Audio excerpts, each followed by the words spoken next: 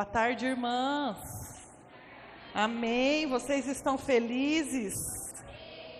Eu estou muito feliz, porque não existe lugar melhor para estarmos do que na presença dele. Amém?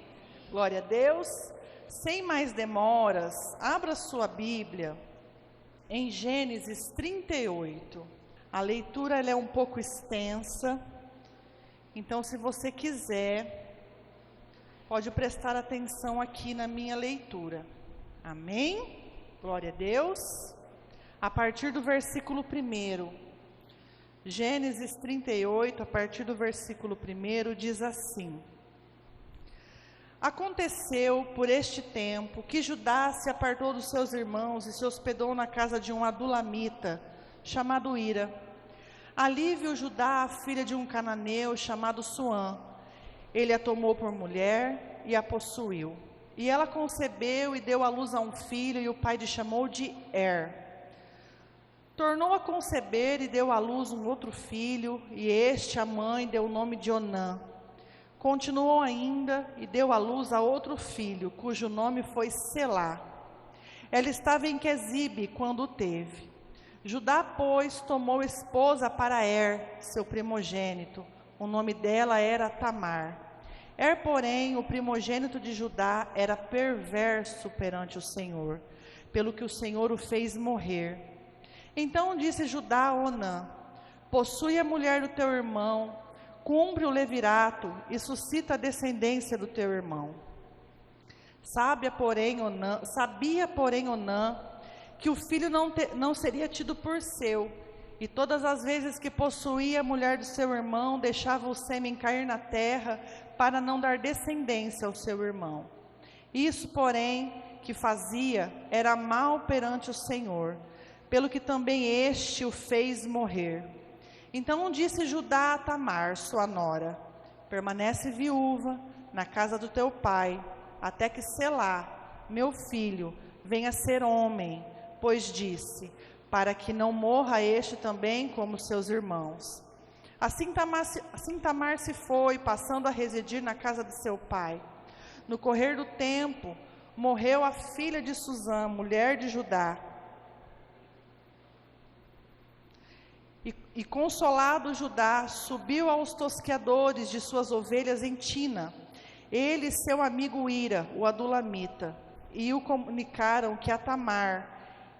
comunicaram a Tamar: Eis que seu sogro sobe a Tina, para tosquear ovelhas. Então ela despiu de suas vestes de viuvez, e cobrindo-se com um véu, se disfarçou, se assentou à entrada da porta de Enaim, no caminho de Tina, pois via que Selá já era homem, e ela não lhe fora dado por mulher. Vendo Judá, teve por prostituta, pois ela havia coberto o rosto. Então se dirigiu a ela no caminho e lhe disse: Vem, deita-me, deixe-me possuir, porque não sabia ela era sua nora. Ela respondeu: Que me darás para coabitares comigo? Ele respondeu: Enviar-te-ei um cabrito do rebanho.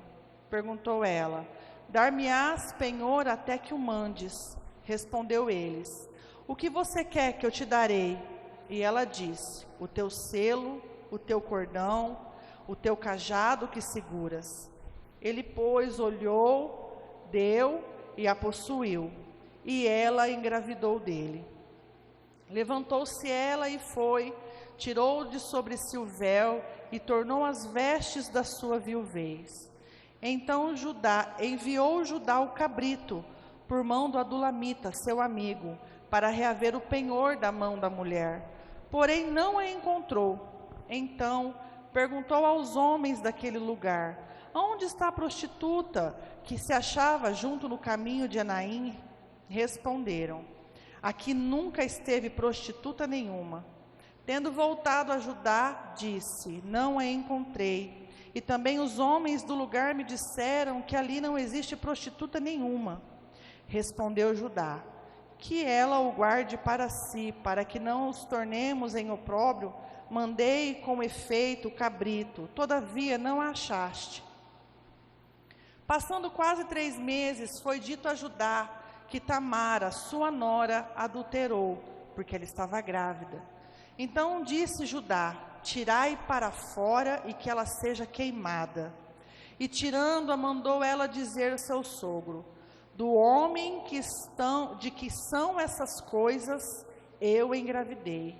E disse mais: reconhece de quem é este selo, esse cordão e esse cajado?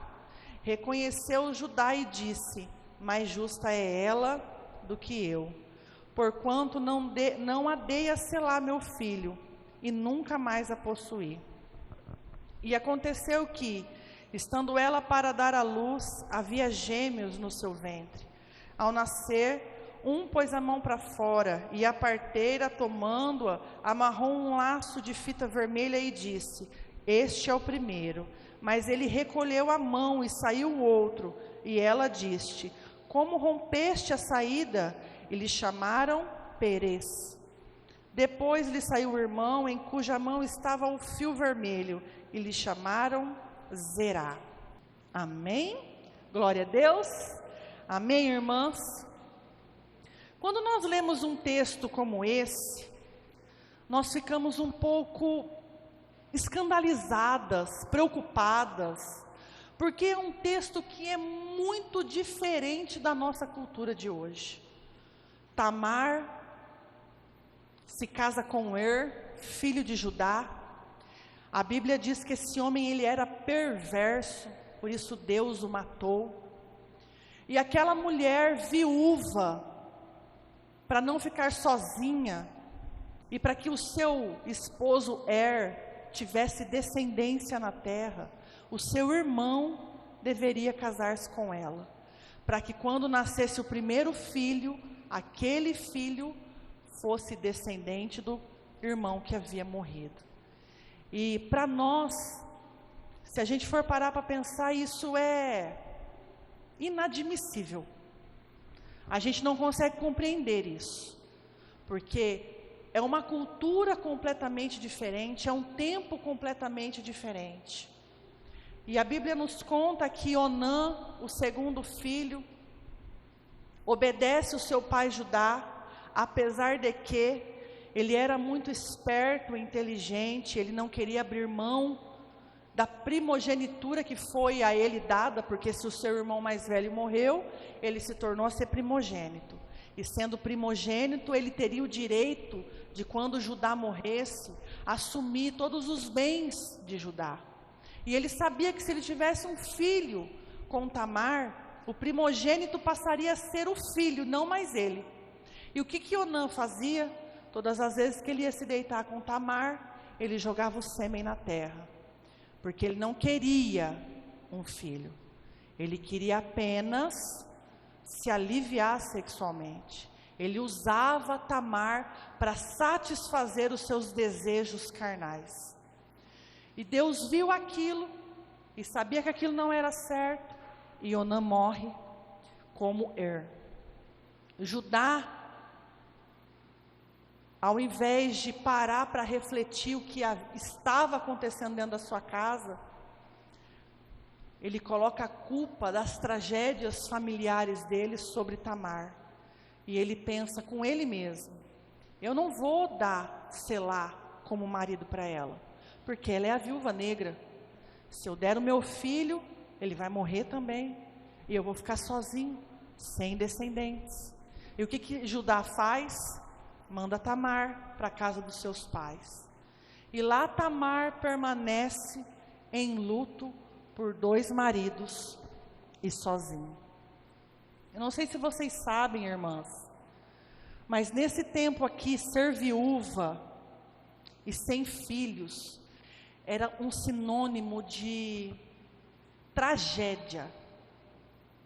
Ela não tinha ninguém que cuidasse dela, ela não tinha ninguém que a amparasse, estava sozinha, abandonada, envergonhada.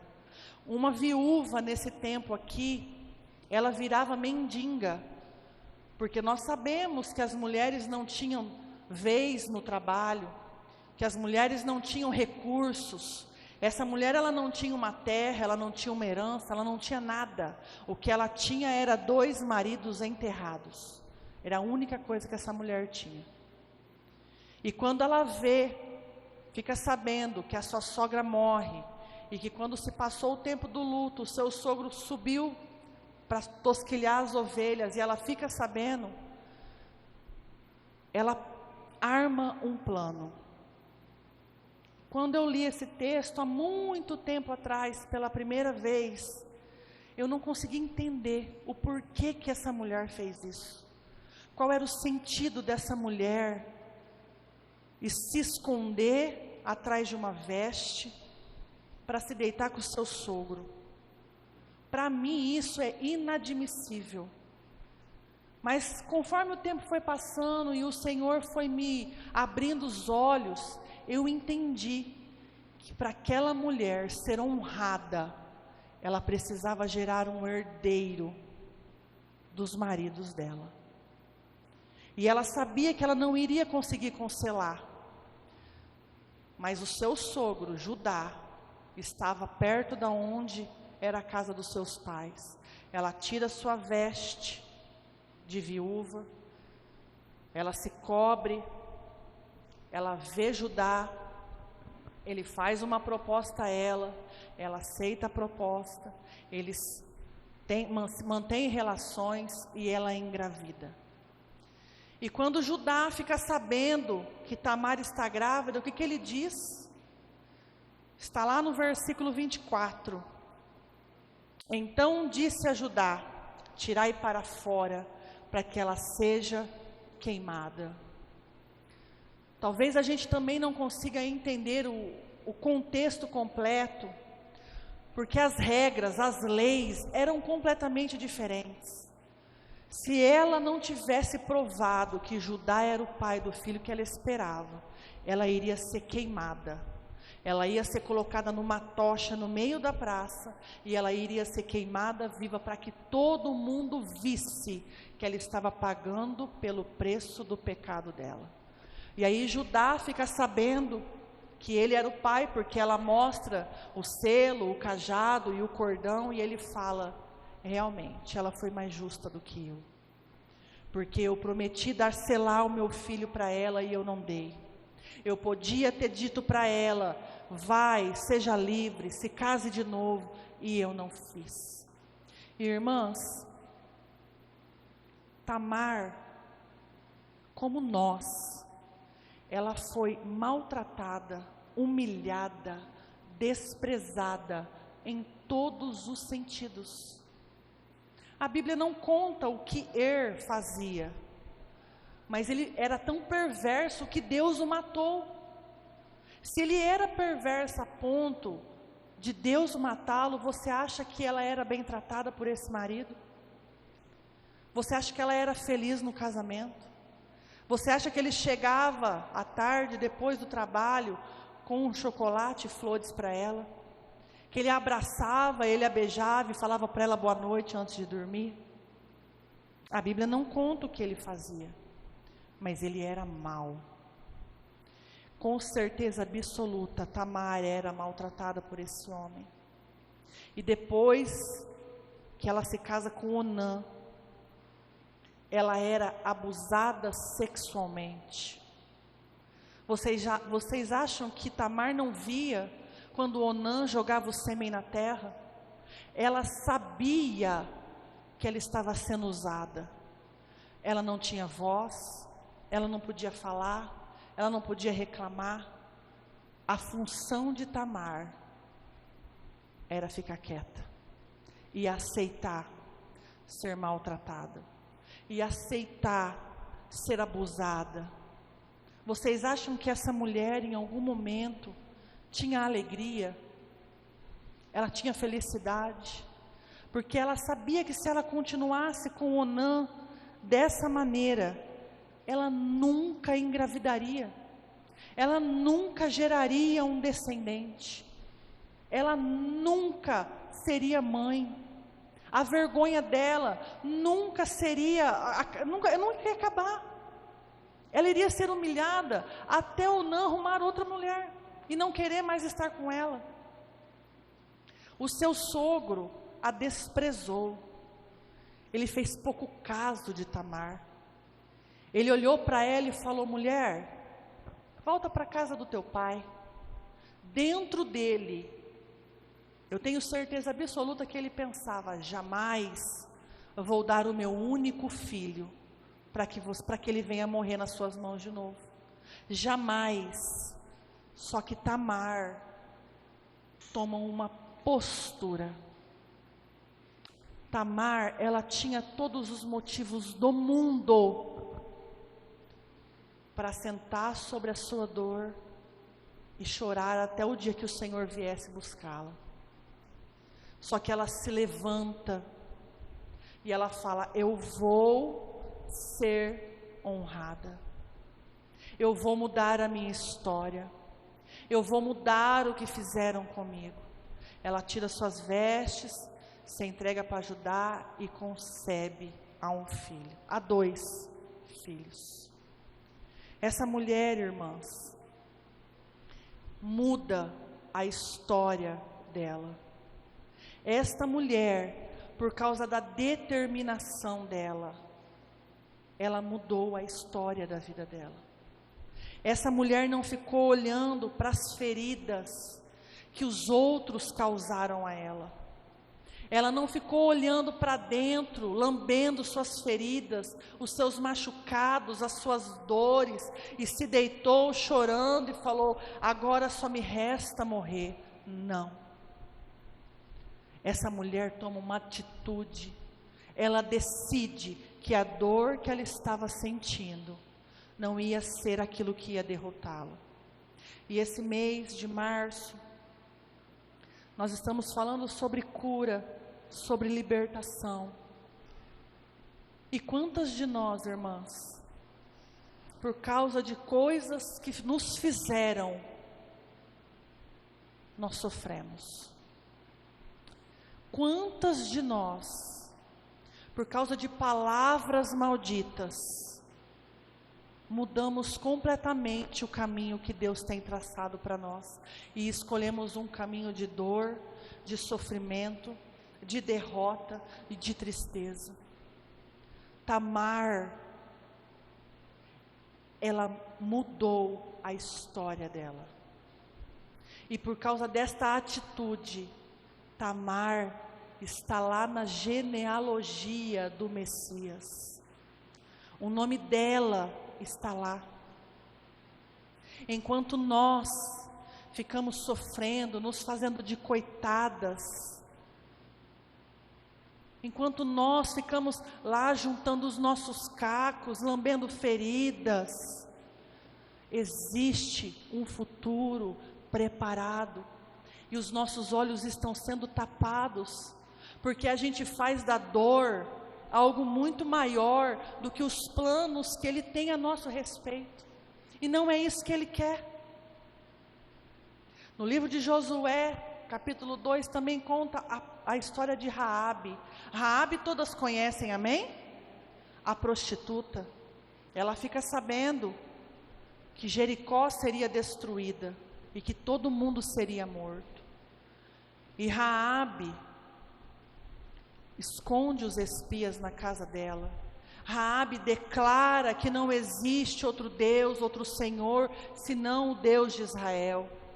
Raabe entende o que estava acontecendo e ela muda não só a história dela, como a história da família dela, porque toda a família dela, junto com os espias, são salvos. Eu não sei se vocês sabem, irmãs, mas a casa de Raabe ficava nos muros de Jericó.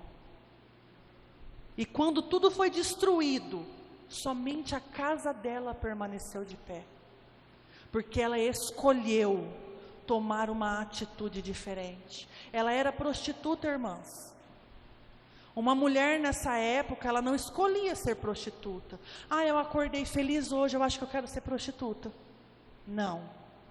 Uma mulher se tornava prostituta, porque todas as outras alternativas para ela não existiam mais. Elas não tinham marido, talvez não tinham pai, não tinham um irmão, não tinha quem cuidasse. Elas não tinham alguém que zelasse por elas. Quando uma mulher se torna prostituta é porque ela chegou no mais profundo abismo. Não tinha mais para onde ela ir e ela se torna prostituta. E essa mulher aqui também está na genealogia do Messias. Porque depois que os muros caem, ela e a sua família se reconstrói, ela se casa com um homem chamado Salmão, e ela gera um filho, que está lá na genealogia de Cristo. Irmãs, dores, feridas, problemas, dificuldades, todas nós temos. Se eu aqui for contar as minhas dores para vocês, tudo que eu já passei, tudo que eu passo, nós vamos ter uma competição, porque você vai ter uma dor maior que a minha, a outra irmã vai ter uma dor maior, a outra irmã lá atrás vai ter uma dor muito maior, e a gente vai se lamentar e se lamentar e se lamentar, porque um abismo chama outro abismo, e não é isso que Deus quer de nós. Ele não deseja isso para nós. Nós não vemos Tamar, hora nenhuma, choramingando. Nós lemos algum versículo aqui falando? E Tamar chorou 3 dias sem parar. E Tamar, triste, se trancou no seu quarto. Nós não lemos isso. Nós não lemos isso sobre Raabe. Nós não vemos nenhum versículo que diz que essas mulheres se entregaram às suas dores, e às suas lutas e às suas aflições. Essas mulheres se reergueram, e uma dessas outras mulheres é Ruth, e todas vocês também conhecem Ruth. Ruth também era viúva, igual Tamar, e estrangeira, igual Tamar. Ruth perde seu marido, sua sogra fala para ela: minha filha, vai seguir sua vida, vai se casar de novo. E ela fala: não, minha sogra, para onde a senhora for eu vou, o seu Deus vai ser o meu Deus. E Ruth, viúva, recolhe as espigas de milho que ficam no resto da colheita. E Boaz, o dono daquela plantação, vê Ruth e fala: a quem pertence essa mulher? De quem ela é? Para vocês verem como a mulher era tratada nesse tempo. Ela precisava pertencer a alguém. Ela tinha que ter um dono. Se ela não tivesse um dono, ela não era de ninguém, ou ela era de todo mundo. E Boaz fala para os seus serviçais: deixa cair mais espigas, para que elas peguem. Porque ele sabia da dificuldade que era ser viúva nesse tempo. E a sua sogra fala: minha filha, toma um banho, se ajeita aí, senta lá nos pés de Boaz, agrada esse homem. E Ruth se casa com Boaz, e Ruth também está na genealogia de Jesus. Vocês entendem, irmãs, que quando a gente decide mudar de postura, a nossa história se transforma? Vocês entendem, irmãs, que quando a gente para de se lamentar, os nossos olhos são abertos e a gente vê as possibilidades, a gente vê o caminho que o Senhor traçou? Vocês conseguem entender que essas mulheres aqui, Tamar, Raabe, Ruth, tinham de tudo para não ter o seu nome escrito na Bíblia? Eu não sei se vocês já se atentaram, mas todas as vezes que falam de mulheres na Bíblia, são poucas que têm o nome delas escrito. É a mulher do fluxo de sangue, é a mulher corcunda. Vocês já perceberam isso? É a Sulamita. Essas mulheres aqui teve os seus nomes escritos. Elas mudaram a história da geração delas. Elas estão na genealogia do Messias. Elas estão lá. Elas não se fizeram de vítimas, irmãs. Mais uma vez eu falo aqui, não é errado você chorar a sua dor, o seu problema, não é errado, e inclusive eu aconselho a você, irmã, está passando por dor, está passando por luta, chore mesmo, chore, derrame-se aos pés do Senhor, se descabele, grite, deixa tudo descer, chore mesmo, mas há um tempo de choro, e há um tempo de parar de chorar. Há um tempo de você sacudir a poeira da sua roupa, de jogar para fora tudo aquilo que te fizeram, toda a dor que te causaram. Você não é aquilo que fizeram a você. Você não é o que falaram que você é. Você é muito mais do que isso. Você é muito maior do que isso. Você é muito melhor do que isso. Ai, Simone, mas é porque você não sabe que quando eu tinha não sei quantos anos, eu passei por isso, por isso, por isso. Eu não sei mesmo, irmã, mas eu sei o que eu passei. E eu escolhi, eu decidi não ficar olhando para trás. Eu decidi pegar aquilo que fizeram comigo, pegar toda a dor que eu já senti, tudo aquilo que eu já passei e mudar a minha vida. Essa semana, eu não sei se todas vocês vão se lembrar, mas eu vi o testemunho daquela menina, há uns 10, 15 anos atrás, passou uma reportagem dela no Fantástico, que a patroa, a mulher que cuidava dela, não me recordo agora, deixava ela presa com as mãos para cima na sacada do prédio que ela morava. Ela ainda era uma criança, devia ter 10, 12 anos. E essa semana eu ouvi o testemunho dela. E ela falou assim, que aquela mulher tinha um ritual de tortura. E que depois de toda a sessão de tortura, aquela mulher dava um livro para ela ler em voz alta. E ela tinha que ler aquele livro por 2 horas seguidas, sem parar. E aí ela pega o livro, e ela fala assim, o meu livro, que eu lia todos os dias por 2 horas, era um livro de capa preta, escrito Bíblia Sagrada.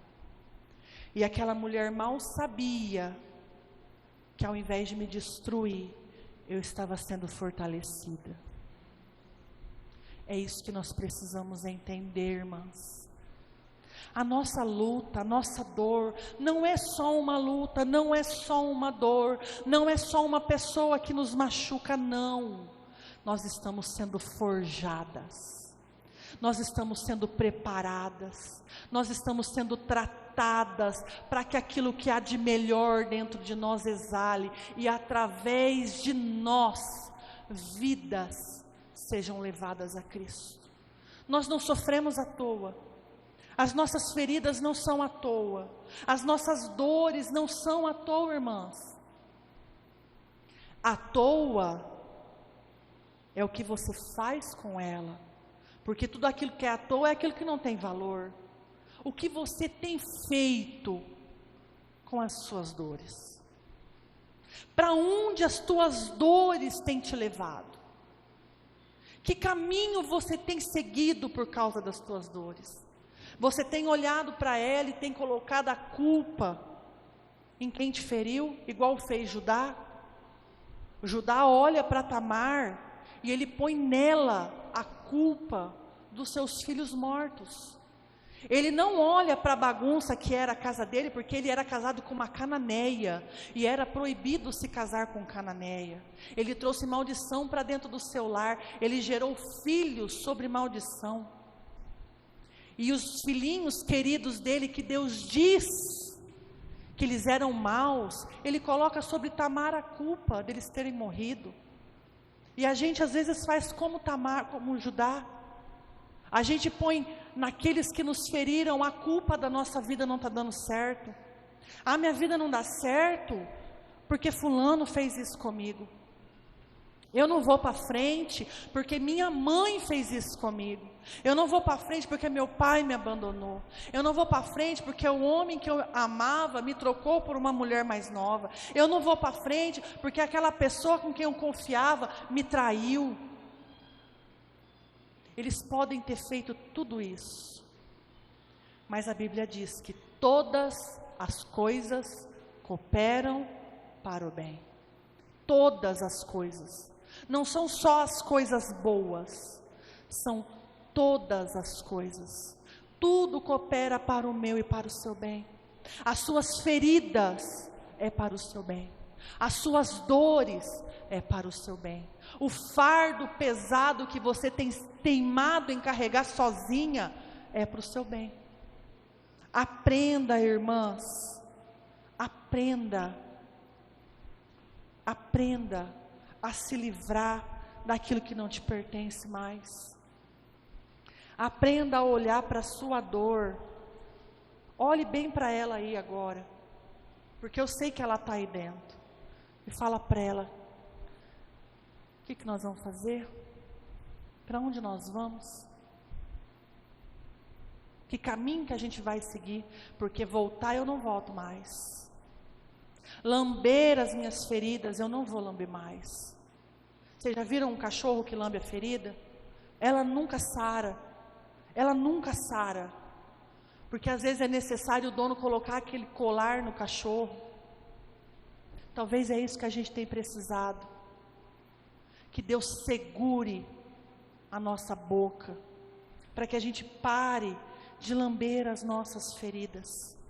Eu quero ler com vocês Mateus 1.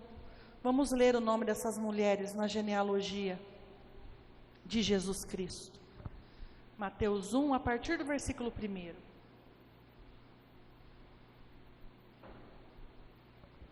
Livro da genealogia de Jesus Cristo, filho de Davi, filho de Abraão. Abraão gerou a Isaque, Isaque a Jacó, Jacó a Judá e a seus irmãos. Judá gerou de Tamar Perez e a Zera. Perez gerou a Esrom, Esrom a Arão. Arão gerou a Aminadab, Aminadab a Maasson, Maasson a Salmão. Salmão gerou de Raabe Boaz, e este de Rute gerou a Obed, e Obed a Jessé, e Jessé gerou o rei Davi, e o rei Davi a Salomão, que foi da mulher de Urias. Quem foi a mulher de Urias? Betseba. Ai, Simone, Betseba, aquela mulher que foi lá tomar banho para o rei ver ela. Betseba estava dentro da sua casa. Quem estava no lugar errado era o rei Davi. A Bíblia diz que Davi deveria estar na guerra. E ele foi lá ver Betseba tomar banho. Irmãos, eu não sei se vocês sabem, mas naquele tempo não se havia banheiro dentro de casa. E as mulheres só tomavam banho no seu período menstrual. Aquela mulher não tomava banho todo dia. Não era comum tomar banho todo dia. Ela estava cumprindo um ritual. Ela estava se purificando da sua imundícia. E Davi estava lá, ó. E o que Davi fala? Quem que é aquela mulher? Quem que é o dono dela? Aí o rapaz fala: ela é de Urias. Qual era o certo a ter acontecido, irmãs? Se ela é de Urias, ela não serve para mim. Mas o que Davi fez? Manda chamar ela. E eu quero que vocês entendam uma coisa, irmãs. A mulher não tinha voz, não tinha escolha. Quanto mais a um pedido do rei. O rei mandou chamar, ela foi. O rei quis se deitar com ela se deitou. Ela não teve escolha, ela não podia falar assim: não, eu não posso, eu sou casada. Ela não teve escolha, ela foi obrigada a se deitar com o rei Davi. E ela engravida. Para e pensa, irmãs, a cabeça de Betseba. Meu marido está na guerra, eu estou grávida de um filho que não é dele. O que eu vou fazer? E ela fala para Davi, manda falar para Davi, ó, eu estou grávida. O que Davi faz? Manda chamar Urias lá. Manda Urias ir para a casa dele, se deitar com ela, para que ele pense que esse filho é dela. Só que Urias era um homem tão leal, que ele dormiu na porta da casa dele com os soldados. Mas ele falou para o rei, não é justo, enquanto os meus irmãos estão morrendo na guerra, eu me deitar com a minha mulher. O que Davi faz? Todas vocês sabem. Manda uma cartinha pelas mãos de Urias para o chefe da guerra. Coloque Urias lá na frente e que ele seja morto. Irmãs, isso é muito sério. A dor que Betseba sentia era muito grave. Às vezes a gente assiste a novela da Record achando que era um casal lindo, apaixonado, que ela tomava banho olhando. Oh, meu rei, não é nada disso. Não foi desse jeito. Ela ficou viúva. Ela estava grávida de um homem que não era seu marido.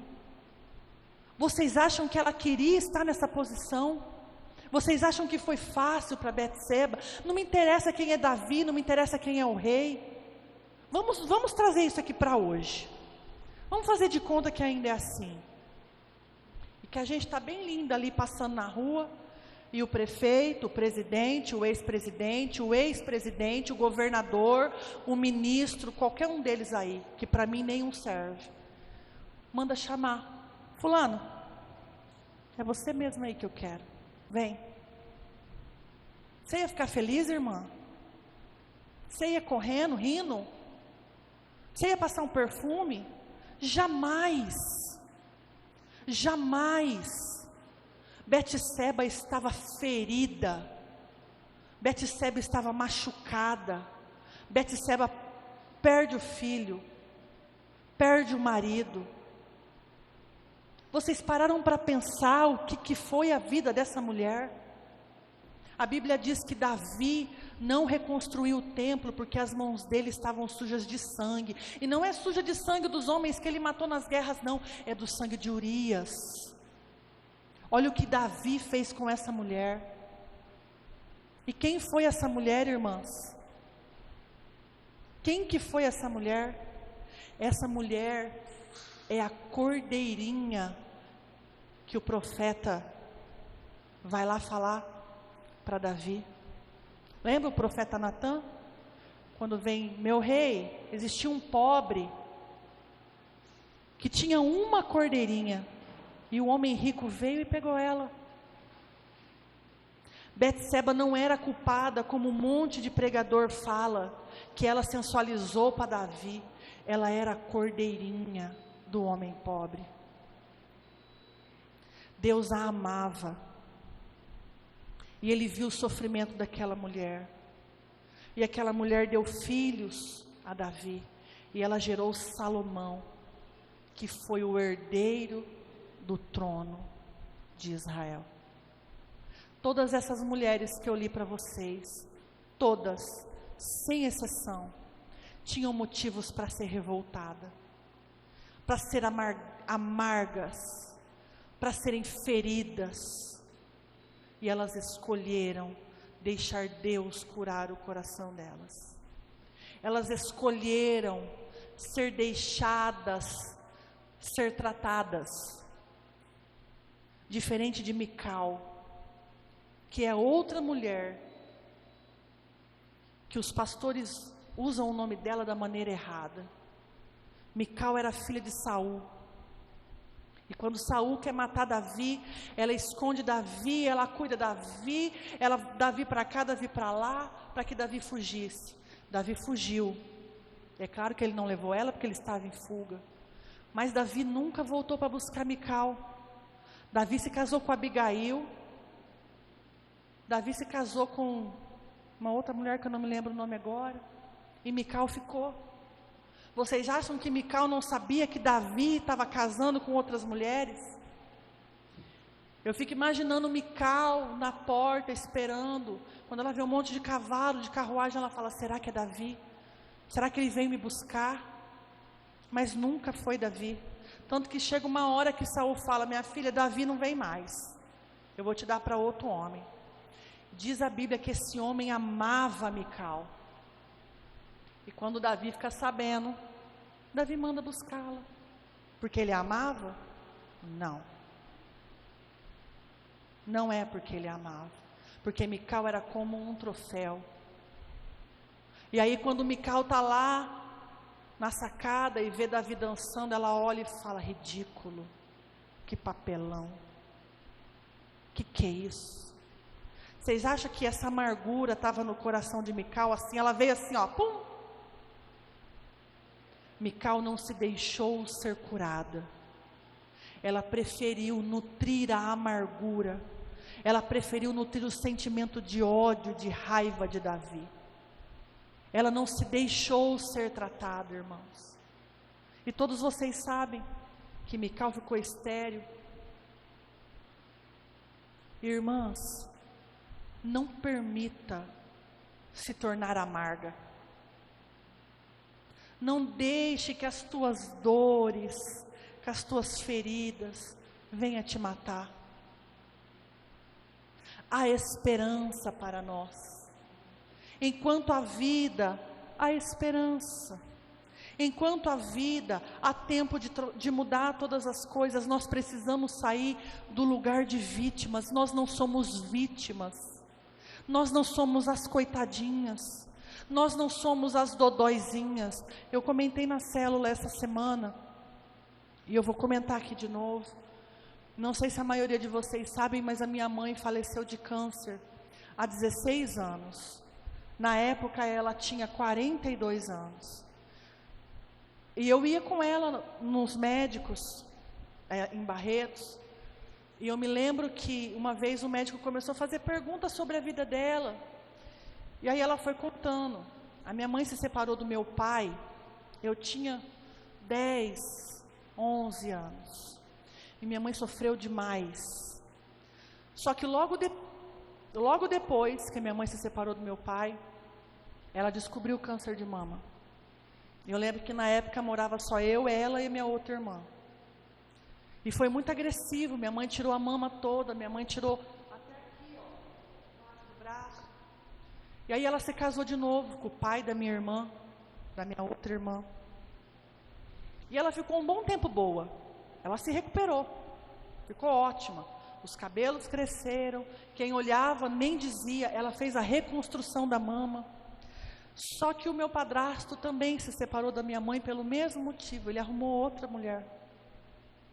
E depois daquilo, a minha mãe entrou num abismo profundo. E nunca mais ela saiu de lá. E ela falou isso para o médico. E o médico olhou para mim, olhou para ela e falou assim: Dona Cleide, a senhora sabe que a senhora está doente, porque a senhora é amarga por dentro, né? A senhora sabe que esse câncer está aí, porque a senhora não libera perdão, porque a senhora tem feridas não curadas. E minha mãe sabia. Mas a minha mãe decidiu, escolheu viver a amargura até o fim. Ela sabia o que ela devia fazer, porque ela me falou. A minha mãe morreu, a Emanuele tinha 8 meses. E eu me lembro que no final da minha gravidez, ela estava muito ruim. E eu e o Júnior fomos morar com ela. E eu me lembro que um dia ela me chamou no quarto, porque ela não levantava da cama mais. Eu não sei se todo mundo lembra do telefone sem fio, que quando ele não estava na base, você apertava o botãozinho, ele disparava, né? E era assim que eu e minha mãe se comunicava, porque ela não tinha força para falar. Então, a base do telefone ficava do lado dela e eu com o telefone no bolso. E aí ela apertou o telefone, eu estava pondo roupa no varal, e aí ela me chamou, eu fui lá, ela falou: senta aqui. Eu queria te pedir perdão por tudo que eu te fiz. Eu separei você e sua irmã do seu pai. Eu privei vocês de tantas coisas. E ela foi falando. Ela me falou coisas que nem passado na minha cabeça tinha. E ela me pediu desculpa. E ela falou assim: eu sei que eu tenho que perdoar o teu pai e que eu tenho que perdoar o teu padrasto, mas eu não consigo. E eu sei que eu vou morrer por causa disso. E ela morreu. A minha mãe morreu dia 1º de janeiro de 2008. Ela era do meu tamanho. Ela pesava 45 quilos. Porque ela escolheu lamber as feridas. Ela escolheu se fazer de vítima. Ela escolheu ser amarga. Foi uma escolha dela. Ela me disse isso. Hoje nós estamos aqui, irmãs, e nós temos a escolha de deixar de nos fazer de vítimas. Nós temos a escolha de chegar diante de Deus e dizer para Ele: Pai, sara as minhas feridas, cura as minhas dores, arranca de mim todos os meus traumas. Irmãs, eu não estou falando que você vai esquecer o que você viveu. Eu estou falando que o que você viveu não vai mais ter influência no teu futuro. Entenda isso. O Senhor está aqui e Ele quer nos sarar. Amém? O grupo de louvor pode vir aqui à frente.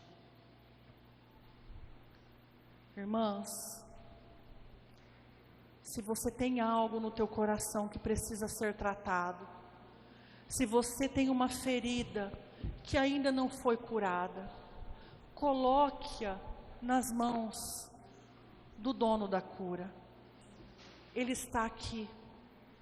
Ele quer nos sarar, Ele quer nos curar, Ele quer nos colocar num lugar de honra.